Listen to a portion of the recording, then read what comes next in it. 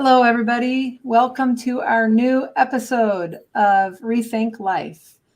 Let me start out by telling you a little bit about the Institute of Metaphysical Science. We were established in 1959 as the Margaret Laird Foundation, researching, exploring, living, and teaching the science of being and the causal nature of consciousness. You can see our website at www.scientificmetaphysics.org. Today's episode is going to be fun. We are using the book written by Margaret Laird called Government is Self-Government. This is actually what it looks like, but that's what you'd see if you go to the website and look it up. But anyways, it's a book like this, and it's one of my favorite books that Margaret Laird wrote. So what exactly are we going to kind of be looking at? Well, this episode, we're going to look at blame or self-responsibility.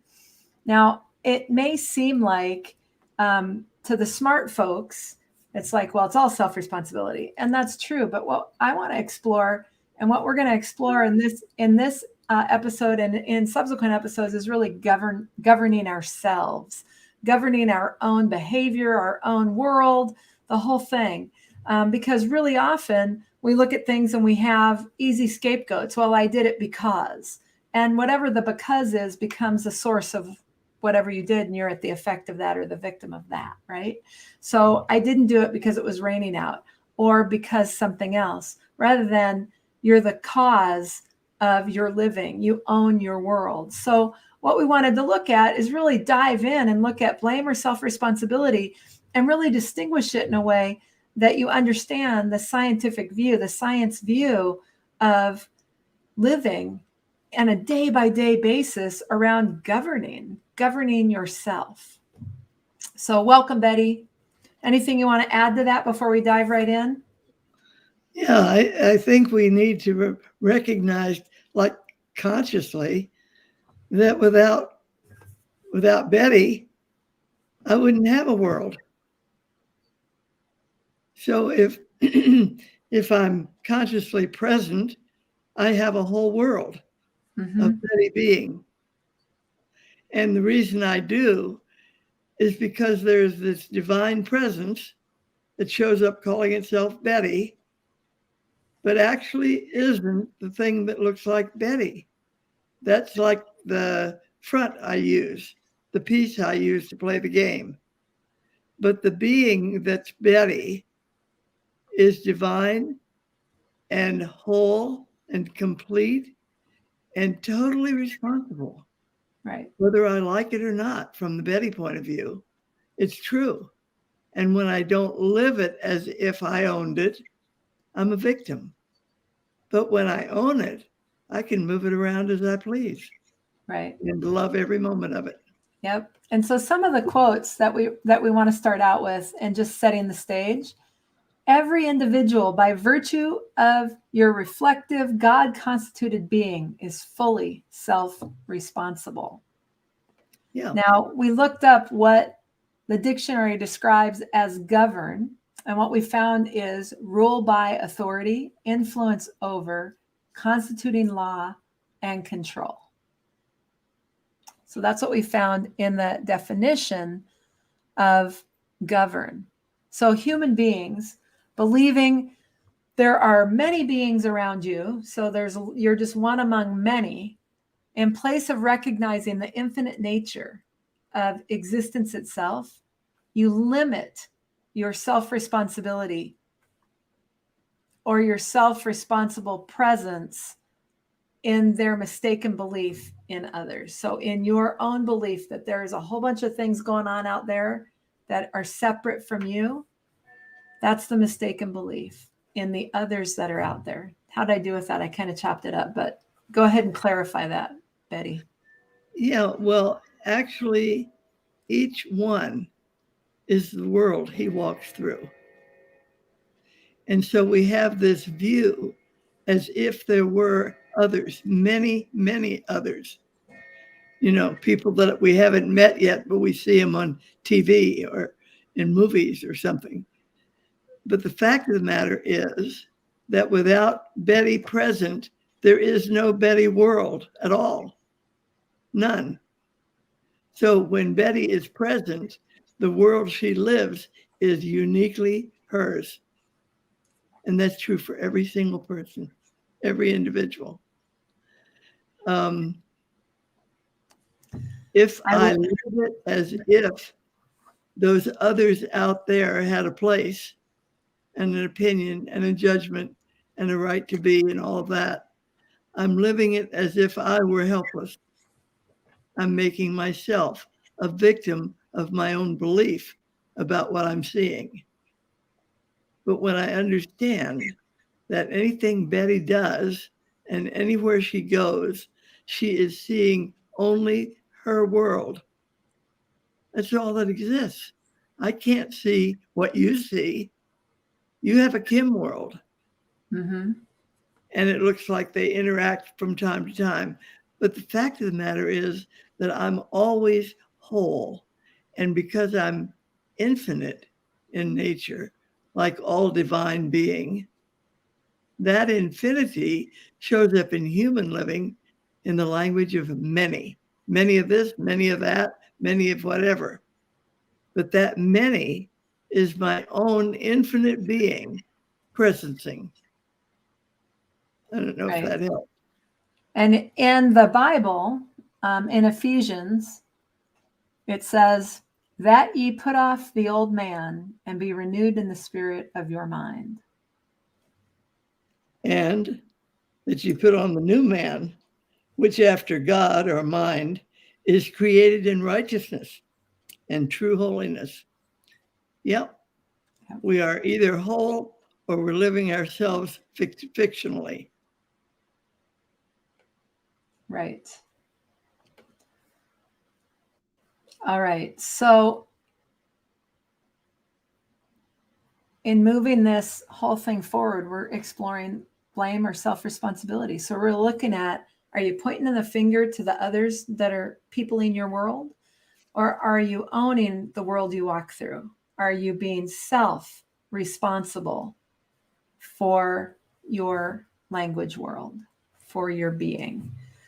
And so to that, we've got some explorations to do. So in Government is Self-Government, on page 18, Margaret Laird wrote, the knowledge that my sensing, my own thinking, my own soul is the existence of all that I sense enables me to do this. Yeah. Yeah. We really do instinctively move along, doing exactly what we need to do to experience ourselves as all the power there is in our universe. We shortchange ourselves when we look around and think, oh, that over there, that's what made me do this. And I chose to pick that because of him. And you know, it was raining out, so we couldn't do it yesterday. We had to move it to today. All of that kind of stuff fogs the picture up. Right. But it doesn't mean that you're not going to move something because it's raining to a day when it's not. It doesn't mean anything. It doesn't mean you won't do that. So what's the distinction? The distinction is that if you attribute your living to another, you have lost sight of yourself. So if I believe, well, we had to move it because X, Y, Z. Yep.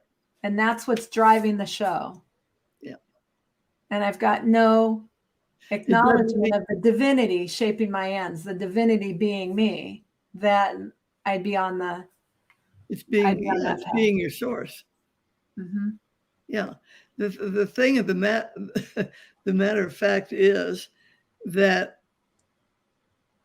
we will move things around and we will change what we do and all of the stuff that goes on, but we won't do it because of something separate from our consciousness.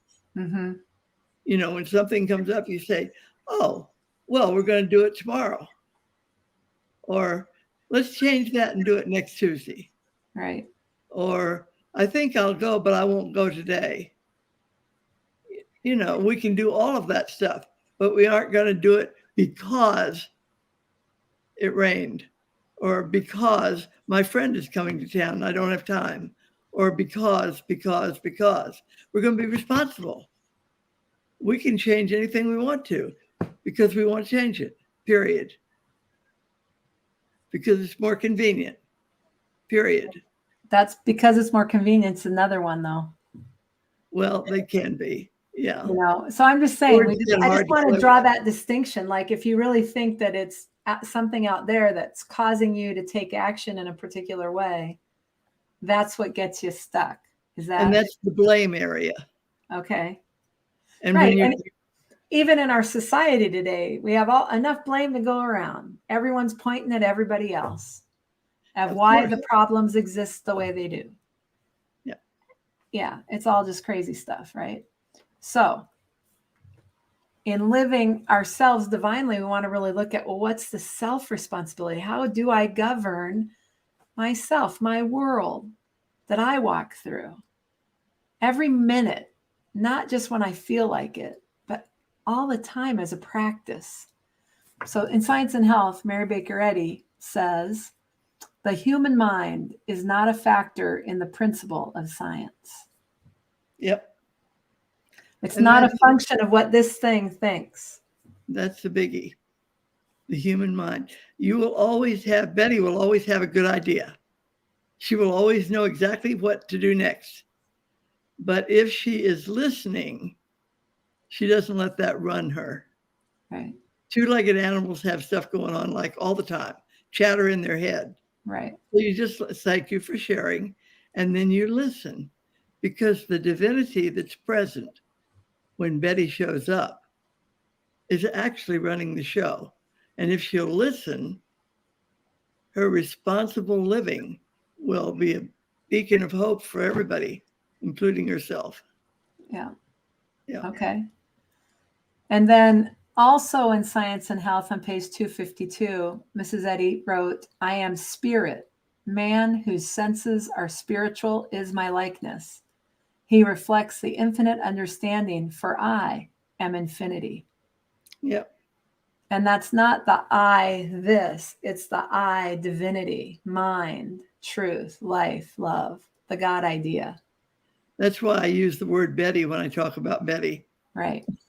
I just want to be clear about I. Remind myself that that's not I. Right. Okay. So anything else about that? No, I think that's okay. And then in Mind is the Athlete, Betty's book, on page 23, you wrote, scientific fact-finding within a non-visible realm provides new eyes for discovering the self beyond the observational or physical concept of self. So beyond this, beyond who I think and know myself to be in that sense, it's beyond the observational. That's the metaphysical. Beyond that is a non-visible realm. What has that present? Right. That is the causative factor that has everything showing up. That's right. It is. There's a divinity that shapes our ends. Exactly. Okay. All right. We've got two comments, but I don't understand them. So. Well, read them. I can't. They're in Russian. Oh. So I cannot read them. So I don't know what they say. Unfortunately, I wish I was more lingual, but I'm not. Okay. So on the next quote on government, and if you do have any questions, you can please submit them in the comments box, in the comments on either Facebook or YouTube, and we'll see them and we will be able to respond to them. So please feel free to ask any questions or make any comments. In government, also on page 18, Mrs. Laird wrote, it is impossible to know other than oneself. Yeah, think about that. It's impossible to know other than one's self. So the world I walk through is a self-view of how I'm living. It's all a self-view. The trees, the people, the places, the things, what I eat for dinner, what I wear, all of that. It's always a Betty stuff going on. It's a Betty world that I generate for myself. And what that is is the capacity that every individual has to be whole, complete, fulfilled, and satisfied. It's always present. There isn't any Betty showing up without the fact of divine being present. So it's a listening for that divine presence that is present when I show up, when the Betty shows up, that makes the difference. Right. And that's what gives you power. Yep. Yep. All right. And in Science and Health on page 253, Mary Baker Eddy wrote, "The divine demand, be ye therefore perfect, is scientific, and the footsteps leading to perfection are indispensable." So the human living are the footsteps. I was just going to say, all the Betty stuff, those are the footprints leading to perfection. And they actually are, they don't lead me anywhere if you really want to get down to it, but they actually are the way I'm seeing perfection right now, right now, right now, Right. right now. And the only way that you can see perfection, so whether you like it or not, and you wish it was different, it's the only way. And it's absolutely perfect. It's what you have to experience, to learn, and to see and discover what there is to discover about who you are. Yeah. And instead of getting limited or upset about the language that you might not like or want, what you need to know is that there would be nothing showing up if reality were not present. So it is reality present that has you looking at, seeing, and interacting with the world you walk through. It's all reality present. Margaret Laird used to say, every event, every happening is principle functioning. It's all divine being. The way I see it right this moment, right this moment, right this moment, right this moment. So. Right. Very good. And then in your book, Mind is the Athlete, on page 25, you wrote, "The student of scientific metaphysics walks this path, exploring what's possible when the physical evidence is understood to be a mode of consciousness which does not exist external from mind." Yeah. It all looks so real. It all looks dimensional. It all looks right there. And it's actually reality present, and it's not seen, heard, and felt. Right. And the reason I give it the seen, heard, and felt is because that's the only way I can see myself right now. Right. And it shifts all the time because infinity never stays the same. Yep. Right. All right. And then on government is self-government on page 20. Margaret Laird wrote, "The important thing is to live our divinity or godhood, the God, the beauty, the joy, so consciously that we welcome with enthusiasm whatever task evolves for the self-fulfillment of our divinity." Yeah, and I can't tell you how many times I look at some situation and think, oh dear, why me, oh Lord?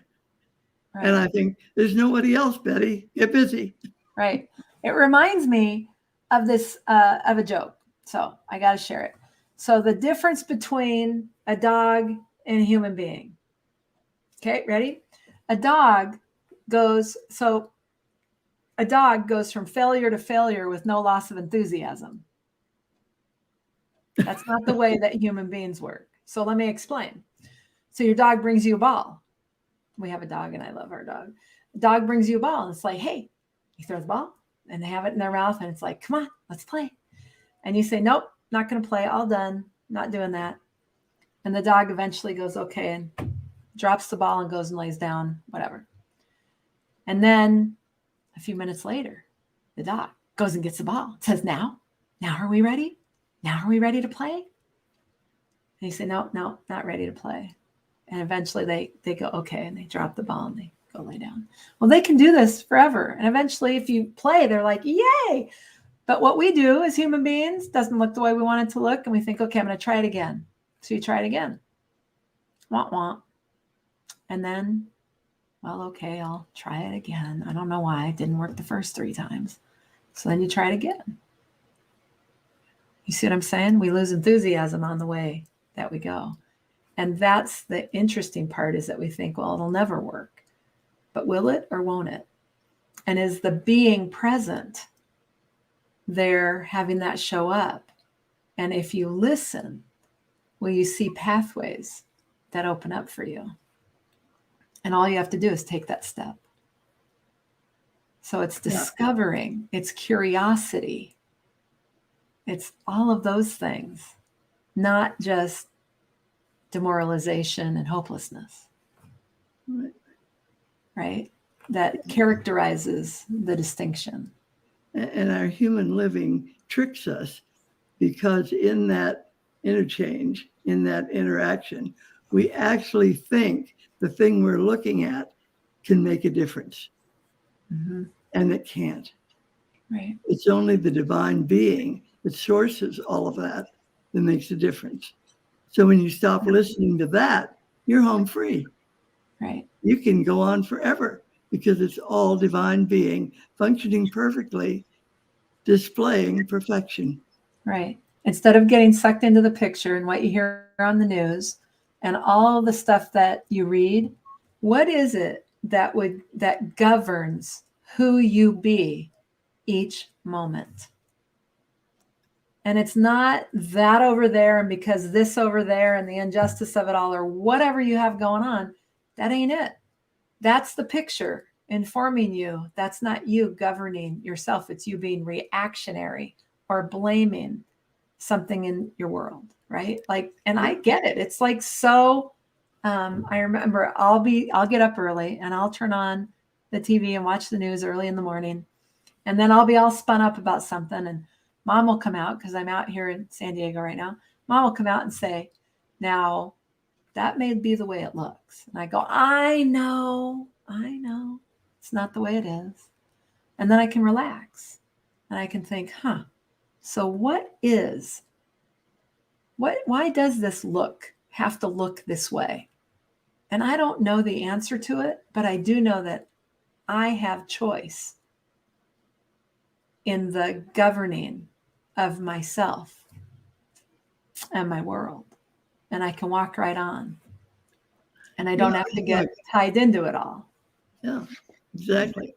And what that looks like, and you've seen it with yourself and others, but I was with Margaret and we were visiting out of town, and she was talking with a young man, and they were really deep into conversation. And she said, well, come on to lunch. And he said, no, I don't have time to have lunch with you today.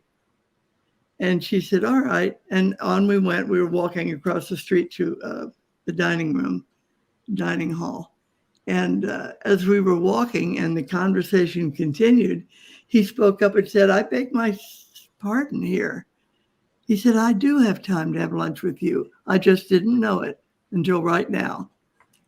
And that's what it looks like when you're living yourself divinely. And so he says, I'd love to. She says, great. So we went to lunch. But that is, you aren't afraid to change your whole, turn another corner, do it differently, see it differently, say it differently, when you are free of the compelling picture that you're interacting with. Mm-hmm. You may one instant think you want to do something, and in the next instant, you're clear that you're never going to do that. Right. So go ahead, be yourself. Yep. And on the unity of good, on page 63, Mary Baker Eddy wrote, the I am was neither buried nor resurrected. The way, the truth, and the life were never absent for a moment. Mm-hmm. This trinity of love lives and reigns forever. The so-called appearing, disappearing, and reappearing of ever-presence is the false human sense. Mm-hmm. Yep. And the false human sense is, of course, the indispensable human footsteps that look like they're leading to perfection. Right. It's just a point of view of reality. Mm-hmm. Yeah. And in Mind is the Athlete on page 25, and we will end with this. You wrote, what's really causative? And that's a great question, by the way. What's really causative? Could our conventional dependency on what's observable be the flaw? So when you're looking at blame or self-responsibility and which one constitutes your day-to-day, moment by moment, walking through this world, you might want to think and stop and ask yourself, what's really causative? Could my conventional dependency on what's observable, could that be the flaw? Something to consider. Yep. So with that is all we've got for today. And I thank you very much. We will be back on Tuesday next week, 5 p.m. Pacific, 7 p.m. Central. We look forward to seeing you then. Thank you.